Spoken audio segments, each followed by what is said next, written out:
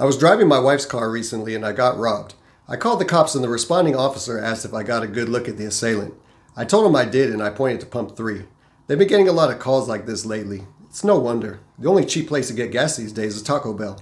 But the Rivian R1T and Ford Lightning are both good alternatives to the rising gas prices. To make this a fair apples to apples comparison, we're going to have to do this twice. Rivian raised its prices, but some of us are grandfathered into the old price. Since the extended range Lariat seems to be the most popular Lightning trim, the goal is to keep the price to about $80,000. After I found out the price of these trucks, I had recently got some bad news on my test results from a doctor exam. It turns out, I'm not going to be a doctor. And it got me thinking. The first question that I need to ask is how many of these trucks are getting repossessed? Honestly, how are there so many people who have $80,000 to buy a truck? I'm proud of every single one of you that earned this money honestly, and jealous. Truth be told, in the beginning, you really only need to be able to afford the first payment. As long as you paid MSRP, both of these trucks are worth more used than they are new, so only a person with below average intelligence will get their trucks taken by the repo man. In my opinion, neither the Lightning or Rivian will be competition to each other in a few years, but for now, people just want trucks. We go with whoever calls us first. For around $80,000, Rivian offers the Adventure Package Quad Motor to grandfather customers, and Adventure Package Dual Motor to customers who ordered later. This makes for an easy comparison because the only real difference is about 1 second on the 0 to 60 time. The dual motor R1T will have similar acceleration to the extended range Ford Lightning, with the quad motor being much faster. This means that after forgetting our anniversaries again, we all should be able to get to the jewelry store and florist before they close as long as traffic isn't too bad. And if traffic is too heavy, you can always just go fishing until your significant other lets you come back home. Both trucks come with just over 300 miles range. Just find a place less than 300 miles away with built-in charging and you'll be fine. The Rivian comes with a glass roof and the Ford Lightning Lariat extended range comes standard with a panoramic sunroof. After sitting in both trucks, the Lightning is much more comfortable. I haven't driven either, but I hear that the Rivian is a much nicer drive. I know that there's some of you that like to disturb your neighbors. The Meridian sound system that comes with the Rivian has a nice, crisp, clear sound but no bass.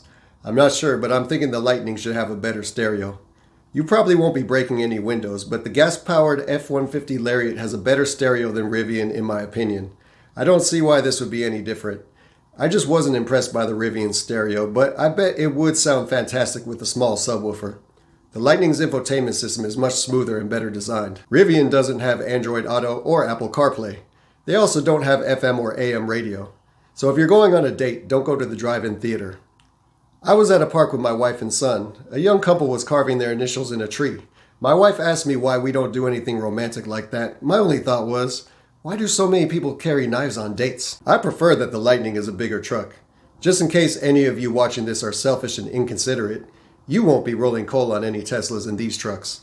But if you're driving the Lightning, you can provide enough power to a stranded motorist so they can get to the nearest charging station. The Rivian only has 110 outlets, so it can't provide enough power for you to build good karma. The Lightning has the better frunk, but the Rivian has the gear tunnel. You really can't go wrong with either truck.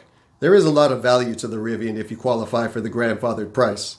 What other factory production vehicle can go 0 to 60 in 3.5 seconds and still cost less than $80,000? If you go for a ride in a Rivian, I recommend that you wear brown pants, because those pants would look fantastic with any of the 3 interior colors that the Rivian offers. Wait, what were you thinking I meant? I want to be friends. I want to be friends with everyone who's going to watch this video except for you.